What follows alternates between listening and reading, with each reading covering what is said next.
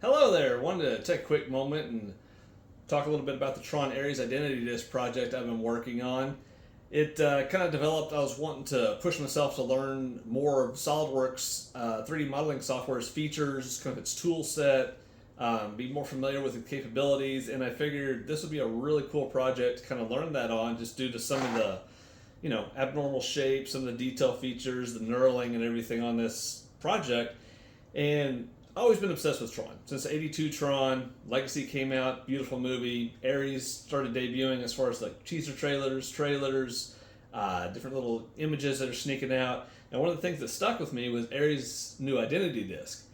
It was a fascinating design, very cool design. And then I noticed as I was gathering reference images and such, at San Diego Comic-Con, they had a little vinyl record that came out.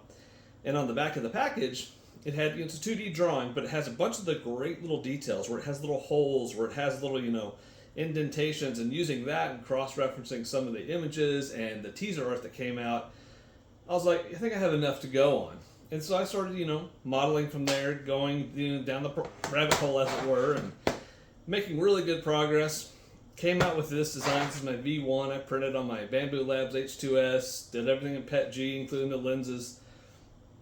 Really happy with how it came out. And ironically, I did some tweaks, of course, as you do when you design something. Came out with a V2, started printing it, started priming it, getting the parts prepped, and then Disney World released their part version of the TRON ARES Identity Disc. And that was really exciting for me because looking at images of that compared to what I'm holding in my hand was really close. So felt pretty proud of that I got that close to it, just with some reference images and just some educated guessing, as it were. But definitely excited how it came out. Basically, it's magnetized, so it's got two clamshells that clamshell together. All the lenses, as far as the outer and the inner, are glued to one side. So you have the electronics inside, and the electronics, I always like to go a little overkill sometimes. I guess it's a matter of debate, but I ended up, because I've built custom lightsabers before, and with custom lightsabers, you have the effects where you can do motion effects, you can do sound effects. I was like, that'd be really cool in the identity disc and perfect to achieve what I was wanting to do. So inside it has custom lightsaber electronics and Neopixel LEDs. It's got a little proffied control board inside there. So what that allows you to do is whenever you ignite the identity disc,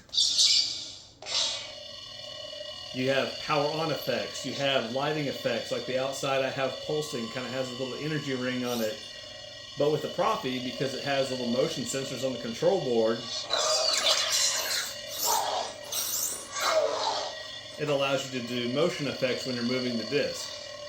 So, pretty cool effect, all completely programmable. Right now I'm using a Tron Legacy sound font, but I'll always update that when I get some more sound bites from Ares.